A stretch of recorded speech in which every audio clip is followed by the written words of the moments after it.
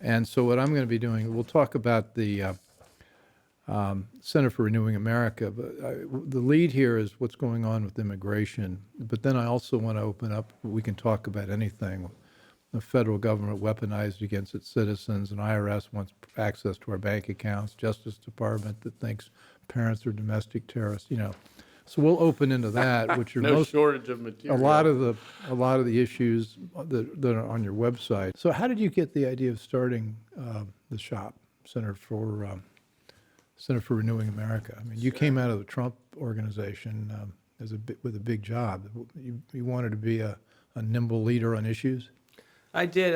There was a laundry list of things I wanted to accomplish in a second term, but there was also a laundry list of things that just in thinking and reading about, I felt needed to be done outside of office. Some big correctives that need to be thought through from the outside. And so we wanted to stay in the fight. I remember even talking to Ken fairly soon after we were departing to think through, what do we need to do to keep moving forward, because the hour is late in the country and we've got to stay in the fight. And so I wanted to be at a place that was nimble. You could get up in the morning and roll out in an unbureaucratic fashion. And were you like the boss? And we love the boss. You said, hey. Exactly. Russ loves it. I love the boss. Russ loves it. So Kenny, are we good to go? We are ready to go. The Bill Walton Show, March 23. Welcome to the Bill Walton Show, featuring conversations with leaders, entrepreneurs, artists, and thinkers. Fresh perspectives on money, culture, politics, and human flourishing. Interesting people, interesting things. Welcome to the Bill Walton Show. I'm Bill Walton.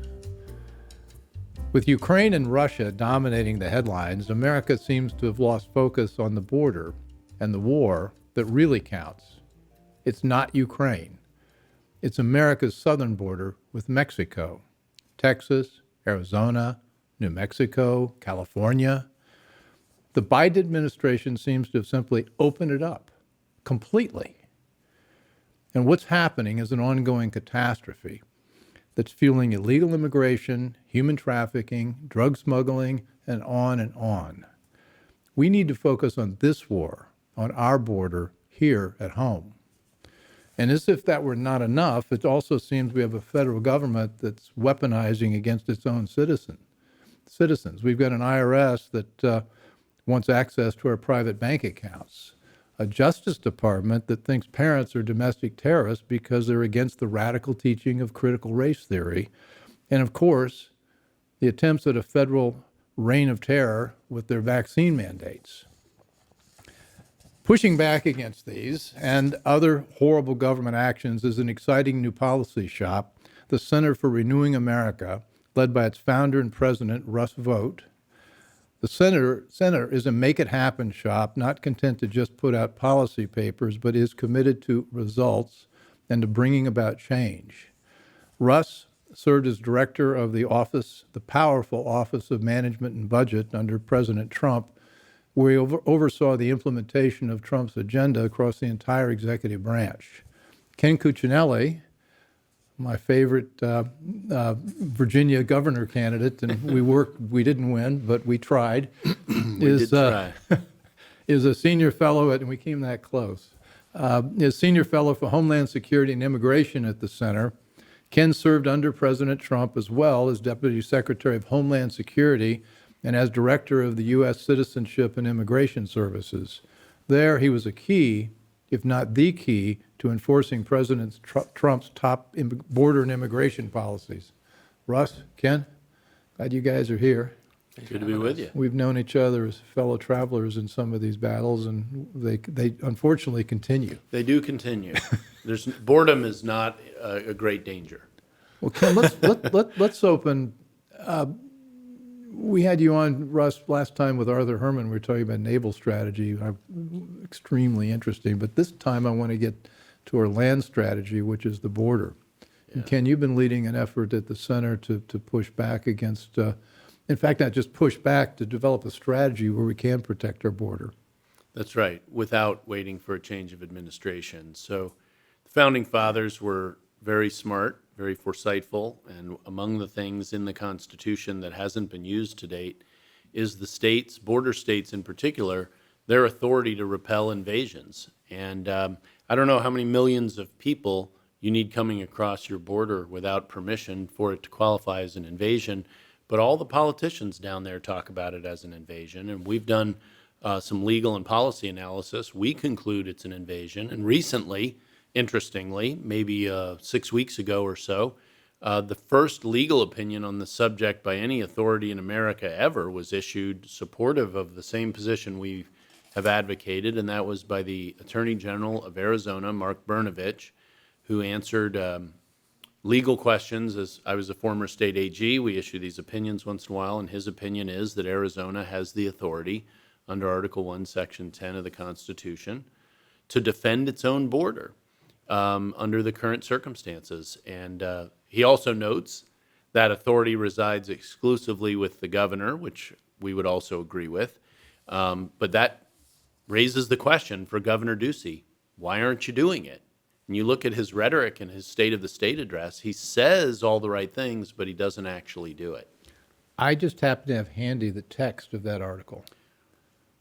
You probably have it by heart. I have a No, lot of no it by state heart, shall, yeah. without consent of Congress, it starts with the negative, lay any duty or tonnage, keep troops or ships of war in time of peace, enter into any agreement or compact with another state or with a foreign power, or engage in war, unless actually invaded or in such imminent danger as will not admit of delay. That's And right. So that's what we got the, It's that last provision that, I mean, let's call this what it is. It's a war power for states. That doesn't mean you're going to roll tanks and planes to the border, but it does mean that you can use state authorities, National Guard, state police, fill in the blank, under the governor's control to stop people at the border and turn them back as prisoners of war, not using immigration law. Let's be real clear about that. This is not immigration law. it's an actual invasion. This is an actual invasion, and the states have constitutional authority to repel that invasion. So a lot of people fall into, well, deport. Well, we're not deporting. We're returning prisoners of war back into Mexico. Love it. Russ, you guys went down there to talk with all the House legislators and governors and lieutenant governors. What kind of reception did you get? Well, we've been to both Arizona and we've been to Texas, and we had a great reception. We had a third of the legislature in Arizona come out to the steps of their capital and call on Governor Ducey to do this. So this is a idea that has momentum clearly in Arizona, and we're building the momentum in Texas. So we were down in Del Rio, Texas, along the border to see up close and personal, talk to the National Guardsmen, talk to the state trooper that are doing Operation Lone Star, and you know, we asked them if the governor gave you new rules of engagement to allow you to do more, to actually interdict and bring someone back to the border, would you be able to do that?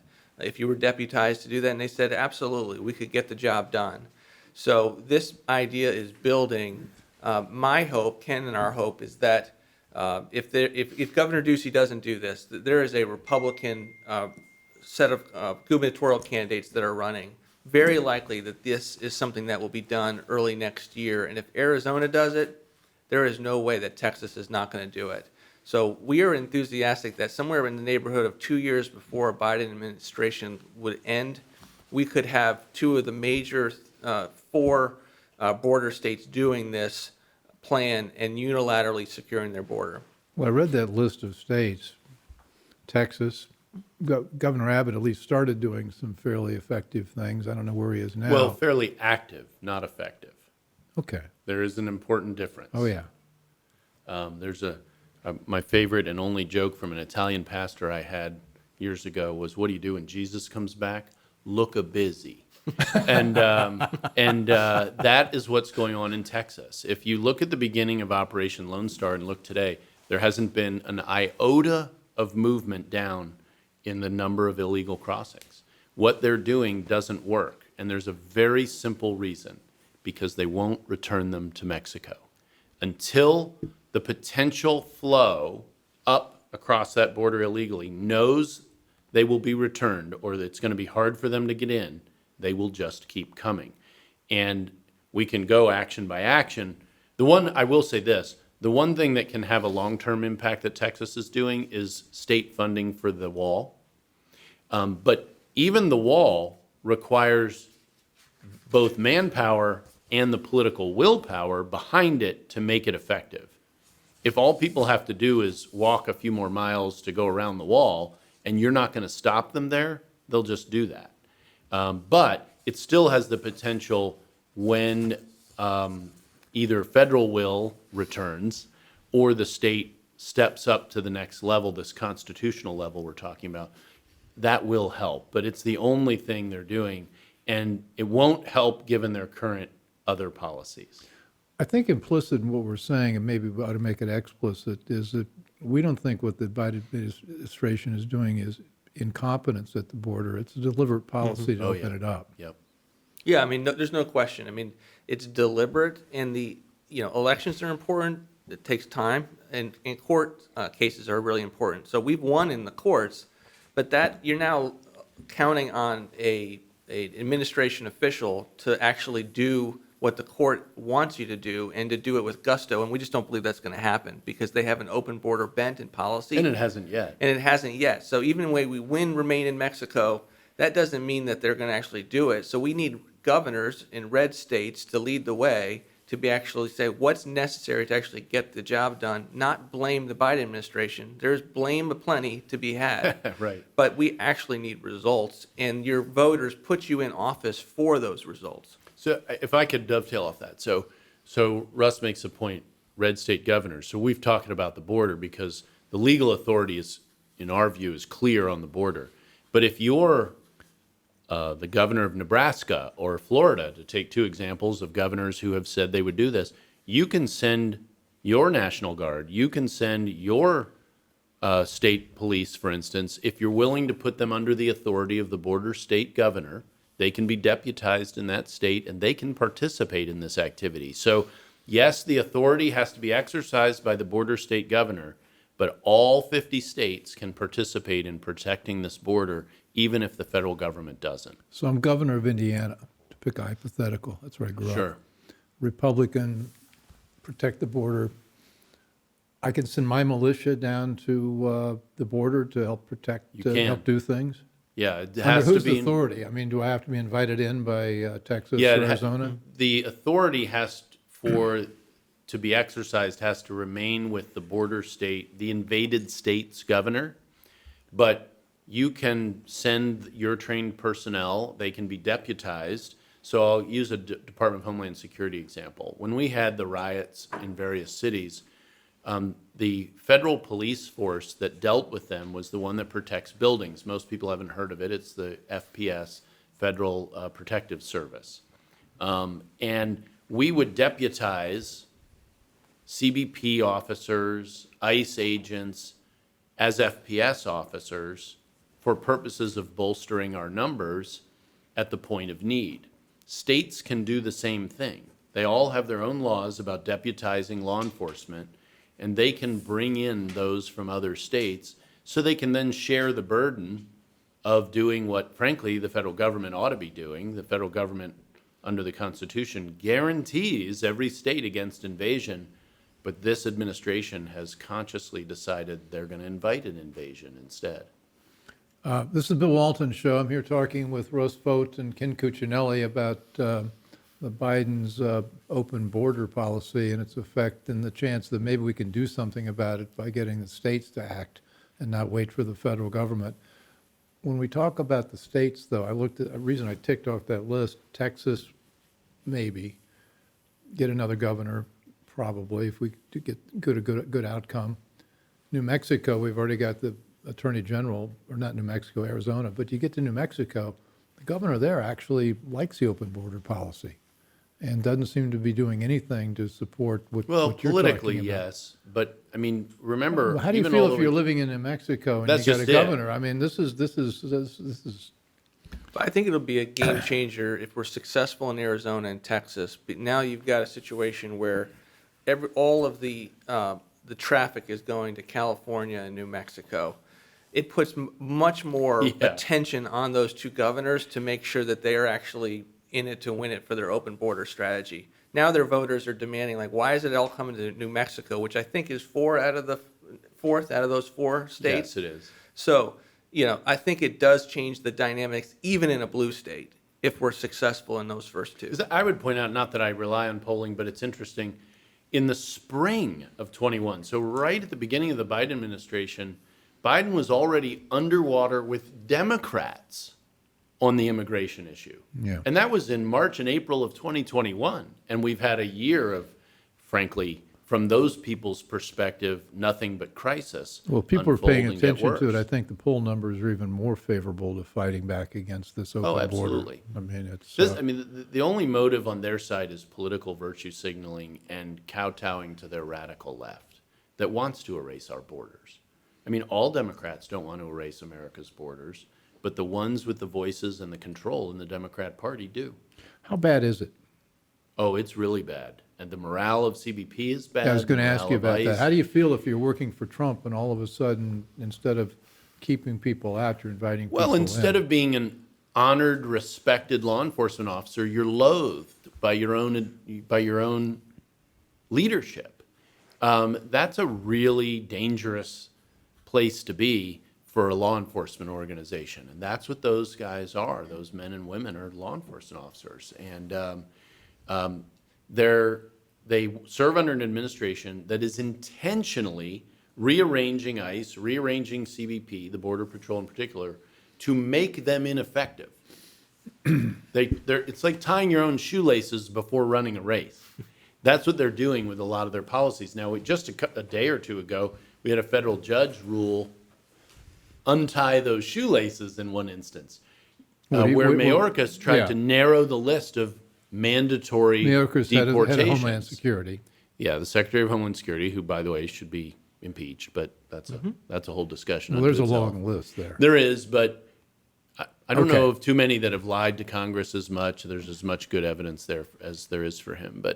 But he put a memo in place basically saying you've got to be caught in the act of murdering or being a gang member. There's other terrible crimes, terrorism, to be deported. Everybody else, drunk drivers stay, all sorts of other people stay. And a federal judge just ruled you don't get to narrow the statute that says who are mandatory deportations. And, but to Russ's earlier point, that took us 2 years to get to a year to get to this point. And in the meantime, thousands, tens of thousands of horrific criminals who would have been deported under the Trump administration have been released into the United States and to prey on the American people and, by the way, on the immigrant communities they're part of. And I think that's a really important point. Like, when you're down on the border, you realize what the strategy is the cartels have. And they have operational control of the border. So you would think that they're trying to avoid border police. They're not. So they are trying to literally take a group of immigrants, illegal aliens, and hand them directly over to Border Patrol. So Border Patrol then spends the next day, 2 days, 3 weeks processing those individuals, while then the cartel gets stuff across the board somewhere else. It's a head fake designed to play into the laws and the policies that we have put in place that the Trump administration got around. But that is what we're so ineffective is that, Yes, talk about nimble. Nimble. They're very nimble. It's in not even responding. that they just have bad morale because they work for people that don't want to do their mission set. It's that they don't even get to spend their days catching bad guys. They're spending their days basically processing what comes in and not being able to get out in the field and do what's necessary to do. What about the role of the Catholic Charities and all the other nonprofits that are down there helping to bring these illegals into the country? Well, they're certainly part of the coalition on the radical left. Okay. And, they facilitate, they're where the releases are going. And it makes it a whole lot easier for the Biden administration to process people out in their catch and release efforts. They want to release them. And these people these groups get paid a lot of money. So now you have the federal government funneling enormous sums of money to ideologically sympathetic, and I would say zealously so, groups. That money doesn't just get used to take care of those folks. It also ends up being used to litigate, to fight efforts to actually enforce the law. And, So you know, this there's just a adds to coalition over there. the list of 1,000 ways the federal government funds the left. Correct. Oh, yeah. To that long list, add this. Yes. So how bad is the drug issue? I mean, has it gotten worse? Is it? Well, if you own stock in a drug cartel, you're doing pretty well right now. I mean, it's you never mean been Pfizer easier. or Merck or? No, I mean the Zetas, and I mean Sinaloa, and it's never been easier to bring drugs across that border. And we're seeing the American overdose deaths rise. We're seeing the price on the street go down. Those are related. I still talk to my police buddies all around the country, and those prices have plummeted. That's as pure a supply and demand measure as you're going to see. They're finding it very easy, the cartels, to move these drugs across the border, just as Russ described. It's not complicated for them. They drive their humans traffic at the Border Patrol so that they get absorbed numerically, and they have an administration that's helping them by limiting the number of cops on the beat, if you will, in this space, and tying them up. So it makes it so much easier for the drug cartels to bring their deadly poison across the border. And that's not all that can come across. We also have other national security problems that cross that border. Since this is not hard news, we get to speculate. Let's speculate. I hear some people say, well, they're opening the border up because they want more Democratic voters. And this is the way they're seeing their numbers dwindle, and they want more Democrat voters, and this is a way to get those numbers up. I think there's a more sinister explanation, is that they really do want to destroy American institutions. Oh, yeah. And it's not just voters, it's more about deconstructing American society. Yeah, I would put it the same way, in the sense that they have a view of multiculturalism that tears apart the fabric of a nation. That is part of their strategy. It's their intent. And so open borders plays into that on a number of levels. And that's one of the things that we focus on at our organization, is we're always trying to look at the policies, the ideas that keep a nation integrated, assimilated. So we would look, and we did, with the situation in Afghanistan. We want to be very cautious and cautionary about Afghan refugees being resettled here. If they're not going through a security situation, to understand, can these people actually be assimilated in the way that's necessary to keep the nation culturally integrated? The border is exactly the same problem. You know, you've got an open border policy that's just, they're trying to rip communities apart. It is a feature, it is not a bug. Yeah, this is very intentional on their part. And I think that a lot of them think they'll get votes out of here. I would point out that Hispanic votes keep moving to the right. They're the majority of who's crossing the border. They're not by any means exclusive. We get people from 160 countries around the world coming across that border in the last year. And that's changed. I mean, isn't it a big spike in Well, you know, you literally, right now, you have Russians who fly to Mexico and then drive up to the border to cross illegally. Now, those folks are being held back, but that's an exception, not the rule. Brazilians, Venezuelans, they know they just fly into Mexico and walk up. I mean, this happens from all over the world, from Africa, from Asia, and it's well known. And those people pay more money. They're sort of the premium human smuggling customers. And but the more of them, the merrier to the drug cartels. Mexico, that after President Trump sort of pounded them into cooperating, they cooperated a lot. When they engaged, it was effective. And now you have an administration that's gone so far the other way, even Mexico's complaining about it. You know, you've got Central American presidents complaining about how we're spawning this illegal immigration, not migration, illegal immigration. They want to water down all the words we use. And it's causing disruption throughout the hemisphere and in our American communities. What's the center's next line of action on this? I mean, you've got... Well, certainly we're going to keep pushing on the state authority, because we're not going to get a set of federal officials who are going to take charge of this for 2+ more years.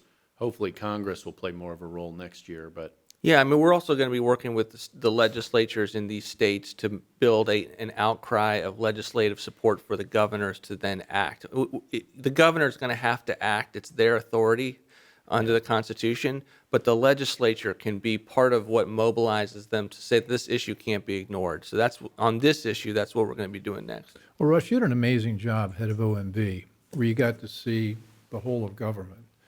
Is this a whole of government issue that we're dealing with the Biden administration? Are all the agencies, all the cabinet posts lining up on this on the wrong side? Yeah, I mean, this is a whole of government disarray. Whereas we had DHS, we had DOD, we had OMB, we had every agency that had a part to play engaged in trying to fix a problem. They have the exact opposite. I mean, they're using their whole of government functions that is, something that OMB is a helpful part of running to do things like climate change and have an anti-energy policy. They're doing it to push equity and critical race theory. So that's where they're using their whole of government energy and expertise, and as a result, they have disarray everywhere else on the real problems that are facing the country. So not so much specifically on the border, but all the other bad stuff. Correct. And of course, we have Pete Buttigieg, who's telling us that they're fighting to prevent a single car accident death in America. Did you hear about that? I mean, I can was these an people engineer. get up in front of a camera with not? Well, and he doesn't know math or statistics, but I was an engineer before I went to the dark side and went to law school. And when I hear number play like that, it drives me Yeah, I know. crazy. That's the same. It just drives me nuts. Well, how much time? This is the Bill Walton Show, and we're talking about I'm talking Russ Vought and Ken Cuccinelli about the catastrophic things happening on our southern border and all the related things throughout government with the Biden's administration. Is it really 2.5 years we have to wait to fix this if we get a Republican president who's going to do the right thing? Or what happens if we win big in November in the congressional elections? Can the Senate then and the use the House do budgets. anything? I think they can, and I think that they can use the appropriations process to force Department of Homeland Security to take steps and to overturn their policies and to move out. I do think a permanent fix is necessary. Things like some of the drivers in the law that allow for this open border policies are things that the Trump administration had to work around. We had to figure out ways to deal with the fact that our laws are problematic. They work as kind of little magnets towards illegal immigration. And so those are all things that we've got to fix. Those can be fixed through the push and pull of the legislative process as soon as you have a Republican majority. But even then, you're always going to have, if you have a Biden administration, you're going to have an official who's at Department of Homeland Security that does not want to do this. Yeah. And so that's why even with a Republican majority, even with successful court cases, we need Republican governors to step up. Yeah, no question about it. And, it isn't just the border governors. I think it'd go a long way in getting a Governor Ducey and a Governor Abbott more comfortable putting their folks on the line if there were people standing there with them from other states. And I think it's pretty clear some of the other governors are willing to do that. How big what's the dissemination? People show up at the border, you've got the 4 states we've talked about, but then with the aid of the Catholic Charities and everybody else, they're ending up all over the country.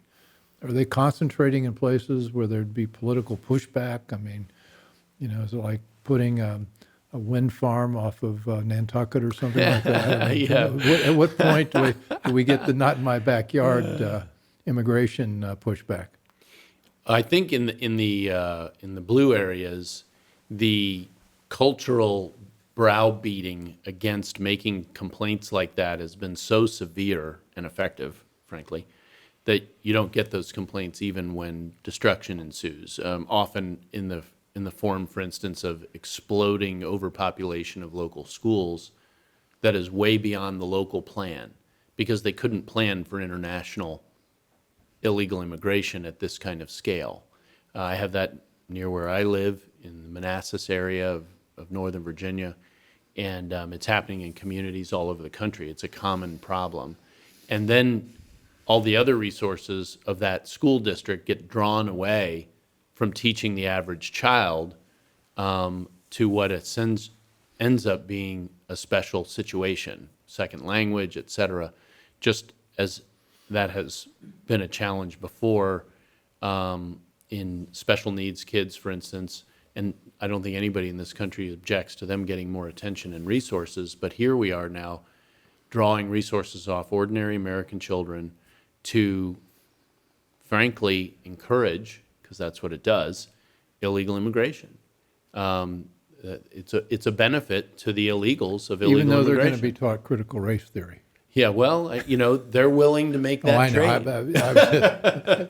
It's a trade well worth making. Yeah, and from their but though perspective. culturally it doesn't match most of the people coming into the country. Well, I'm let's happy to tie say. this a bit. If we agree that this immigration is a covert war on our civil society, on all the Yeah. institutions that make America America, we've got another war being waged by Merrick Garland on parents and who protest the teaching of, among other things, critical race theory in the schools. I mean, are you guys working on that one? Where your We work on any issue where we feel that the government is weaponized against the American people. And so this is clearly in that category, in part because you've seen the American people rise up with concern about what's being taught in their schools, about the issue of critical race theory.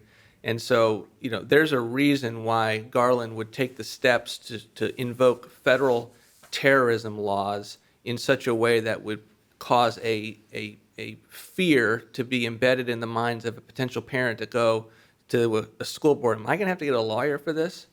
I may win, but am I going to have to then go for the next year of my life with hundreds of thousands of dollars of legal fees because I chose to step up?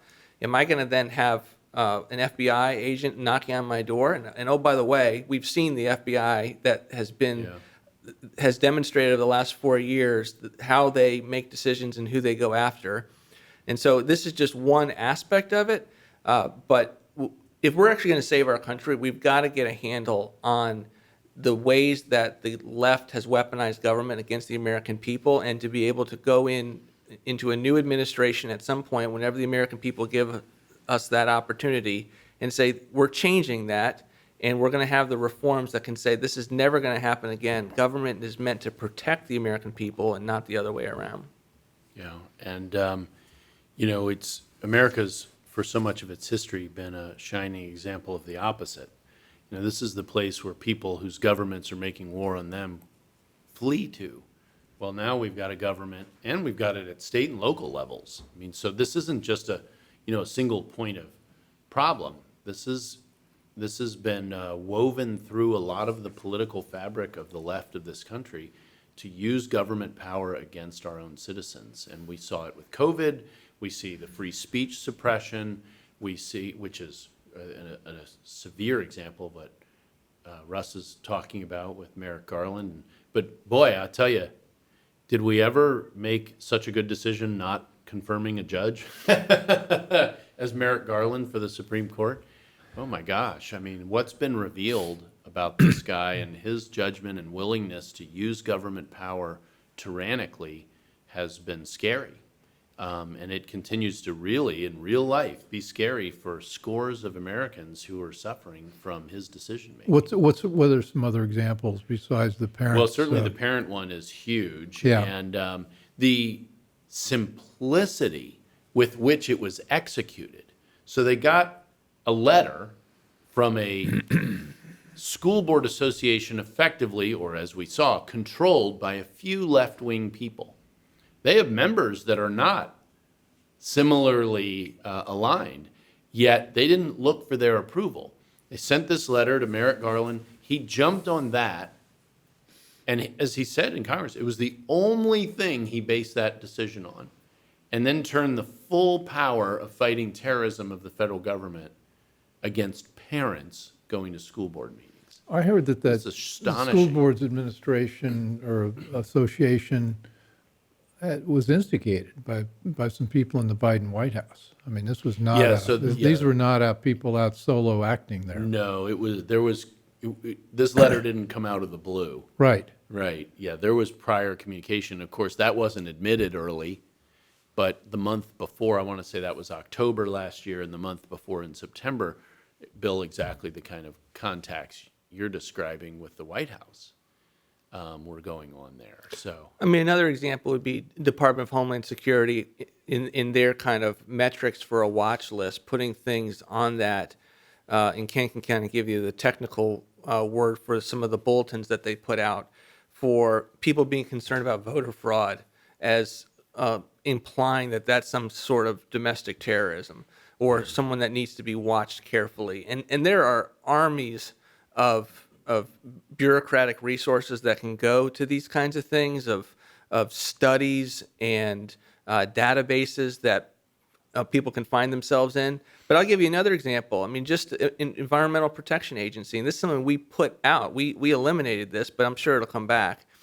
Is they prosecuted a 77-year-old Navy veteran and made him spend 18 months of his last days on Earth in prison because he had built a number of ponds in violation of waters of the United States. So you would never think that the Environmental Protection Agency would be one of these agencies that's weaponized against the American people.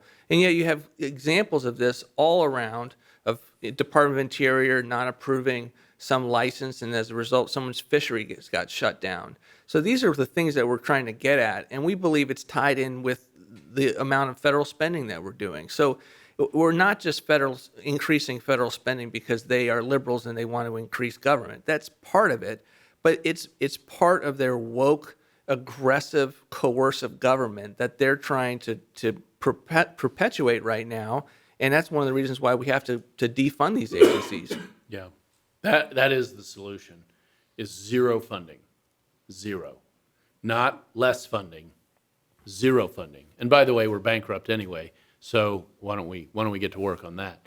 But if you leave them any power at all, they will use it for the worst. If they have $1 to spend, they'll spend it on the very worst, most oppressive thing they can come up with. It won't be on keeping the environment clean. You're watching, this is the Bill Walton Show. I'm here with Ken Cuccinelli and Russ Vought, and we're talking about our overreaching, overweening federal government and what they're doing to promote a woke agenda. But it occurs to me as I'm sitting there listening to them, I've got two men here who've actually been in the job at OMB and at Homeland Security, and I'm going to ask you, when you're back on the job and you're the head of the Homeland Security Department and you're back in whatever big job you'll have in the next administration, what would you do? How would you reverse what Biden is doing? How would you bring about change? I mean, we're trying to go to chip shot through the states, but what if you had actual federal Well, authority? first of all, I'd work with the states to nail down their authority for when we're gone, to support them in exercising that authority in partnership with us. I don't think... Move the power to the states, so regardless of well, it's dual. Okay. They have their own source of authority. All right. Not turn it over to them, but, right now, if you're Greg Abbott and you're Doug Ducey, you're facing if you go down the path that we have advised of defending your own border, of course you'll be sued by the federal government. Well, not if I'm there, not if Russ is there. We'll be standing shoulder to shoulder with you, saying yes, the states have this authority, and then it's there forever. And you get the benefit of federalism. You aren't totally reliant on the federal government anymore for this subject. You can look to states to help protect themselves and the rest of America by doing that. So those are some of the things that I would do. If I were in that position, in Mayorkas' position now, I'd be lining those up and working in partnership with those states, and doing everything I can to eliminate the procedural hurdles to just performing the missions of CBP and ICE and so forth. Do we need TSA? Not per se. I think some form of airline security, given how we've seen that's uniquely weaponizable. You can't weaponize a train in the same way you can a plane. Mm-hmm. And doesn't mean you can't cause problems, but a plane, as we've seen, is a flying bomb. And taking some steps to be careful about that makes some sense. Does that mean the way TSA operates now is the best way to go about that? Yeah, I don't know about that. You're trying to stay viable for your hearing. It is not going about the best way. I I don't have a long history of trying to stay viable for hearings. Okay, all Russ right. is laughing. But for instance, they're unionized. That doesn't make sense for a security force. Heck, Yeah. our immigration judges have an immigration judges union. That's ridiculous. It's absolutely ridiculous. So, there are some rather clear things we could do to clear the way to just letting our agencies perform their missions for the statutes already on the books. But it's asymmetric warfare. Russ described how do you get an agency to do its job?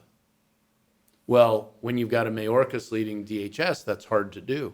How do you get an agency to stop doing its job? All you got to do is win one lawsuit. Stopping an agency is easy. Actually performing is hard. And we are the ones who want government to work well, to perform its missions, and they're in the space we're talking about. They want to stop government from doing that. And that's easy to do. It's easy to tie people's shoelaces together.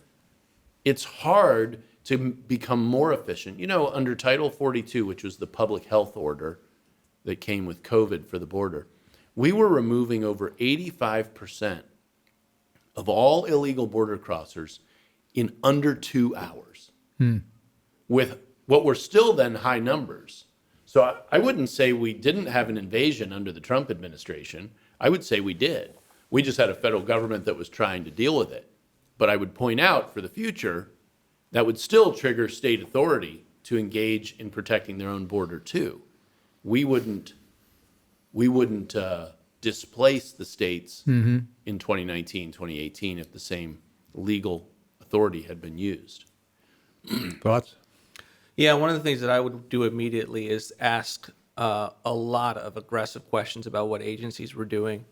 OMB has statutory tools to bring in for review and to basically use the apportionment process to turn off funding that has been appropriated by Congress to do the will of the president and his administration if we know what's being done at the agency. Yeah. But the challenge is that the agency has no desire to ever tell you what they're up to. The secretaries often have no desire to get that deep in the weeds for themselves to know what's going on in their own agencies. And so you really need an aggressive level of oversight to know, all right, we're going to get beyond just how much we're going to give you for a program. We want to know how you are actually providing those grants and who they're going to. Bill, I asked one time, I said, I need a whole list of waste, fraud, and abuse. And it was like I was speaking another language. Like they could not comprehend the notion that something that the American people would view as fraud. And I finally said, okay, don't use the word fraud. It's waste and abuse. Can you get me that? And I was able to get somewhere. But it's an example of how you have to learn to talk to the bureaucracy that you're working with to get the results that are necessary. Waste? There's no waste around here. No, never. True, but let's apply a step of management philosophy. And I did this as Attorney General of Virginia. I made all my deputy AGs responsible for their part of the budget. And one of the tasks they had to do annually was rank in priority order from a mission standpoint, most important to least important thing they were doing. And I don't mean them personally, but in their department. And then they had to come up with a list of things that they weren't doing that had some significance. And the task was, what aren't we doing that might be more valuable than what we are doing? Because we had to balance our budget in the state government. We didn't just print money, and then we would stop doing, not cut in half, stop doing the things at the bottom of the list and start doing the higher priority items. The other thing you do with it is then the deputies in the different, and this would the example at the federal level would be secretaries, would compare what's your last dollar going to, your lowest priority dollar going to the next agency or to all of them. And then you can align, that gives you a way to compare apples to oranges, to bananas, to raspberries, to grapes, because there's a lot going on. And to maximize the impact for the benefit of the taxpayers, in this case, as measured by the will of the president, who they elected, and his or her policies, and align those using money. And in a smaller organization like a state attorney general's office, I was readily able to do that. Now, I also had authority to do that within my own agency and move those around. But that's how you get to zero on things that would be waste. So we need to get you back on the job. We got a couple of minutes. What's ahead next for the center? What are you focused on now? We're very focused right now on big tech reform. We've got a lawsuit or an amicus brief in the Fifth Circuit supporting some of the bills that have been passed out of the Texas legislature. We're very involved right now on making sure that we're working with federal congressmen to make sure if there's a Republican majority, we've got the kind of rules in place that can be changed to be able to actually get stuff done, and so the House of Representatives can drive change through the process. And we're going to be working on anything that is cultural in nature, that is designed to keep the nation integrated, whether that's reflective of the Judeo-Christian culture that we've had, or the notion that we're actually a country, or the fact that communities are important in as much as individuals are important. So everything that we do is always in one of those areas. A big thing right now is social and emotional learning, which is the delivery mechanism for critical race theory. So just give you a sense of all the different things that we're working on, trying to stop and put an end to and help build up those who are already fighting on this. How do you drill? Let me drill in. You covered about 53,000 things I'm interested in. Critical and emotional what? Right. So social and emotional Social and learning emotional tied to critical race theory. Help me with that. is a framework that exists that no one's really focusing on it, other than a few teachers that have lost their jobs for challenging it. One of those teachers is a lady named Jennifer McWilliams, who is a fellow of ours, and it's a number of questions that are designed to be asked that allow you then to insert critical race theory down the road. As in, is this person learning properly? Are they learning in a way that will allow them to relate well with their other individuals, to learn in an environment that allows them to succeed? So things that, as I'm talking about them, they might not sound that bad or cynical, but when they get weaponized and the design is to be... My different word would be sinister. Sinister. Yeah. As they're designed to be weaponized, you then insert critical race theory and the concepts, and the fact that these are done by third-party groups that, you can kind of have an easier way than a government bureaucrat to make sure it's your ideology that's getting exported. Who's your critical race theory expert? We have a guy named Michael Young who just got canceled for about 24 hours from Twitter for referring so he's doing his job well. To as a man, but he's back up and running, and all he does, Bill, is read the left, so that when someone gets elected to the school board, they don't have to read all of the liberal philosophers. They can just basically take all of the Mike Young glossary terms, put it into their search, and be able to say, okay, we're going to get rid of all of the CRT terms that are coming up. That's the kind of things that we're trying to make people's lives easier to participate in the political process. We need to do a show on disinformation, misinformation, canceling, news blackouts, only hearing one side. I mean, it feels like we can't have a discussion anymore because there's certain things you can't say. Yeah. And on that happy note, we got to wrap. Ken, look, before we get out of here, what else on the immigration front did we not talk about? We should have. Russ touched on the Afghan, about 85,000 largely unvetted refugees that were hustled in here in a process that was intentionally designed to be deconstructive of American fabric. Now we're gonna, we've got the Ukraine war still hot, and it's interesting how slow this administration has been to move on a refugee front there. So you do have some of these things beyond the border that are still bubbling. I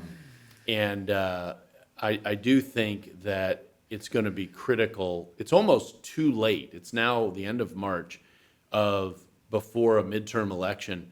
I don't think any meaningful immigration legislation could really be advanced at this point. And so the preparation that Russ talked about for after the Republicans take the House and hopefully the Senate is very important work right now. So what are they going to do? And their only leverage is going to be, well, there's two pieces of leverage: the budget and things like, going back to 1996, putting a bill like welfare reform on the president's desk if he runs for re-election is literally these 70, 30, 80, 20 issues. If the Republicans can stick together enough to just keep it thin enough to do in that way, could present some real challenges for Joe Biden to veto, and obviously real opportunities for America to improve our situation.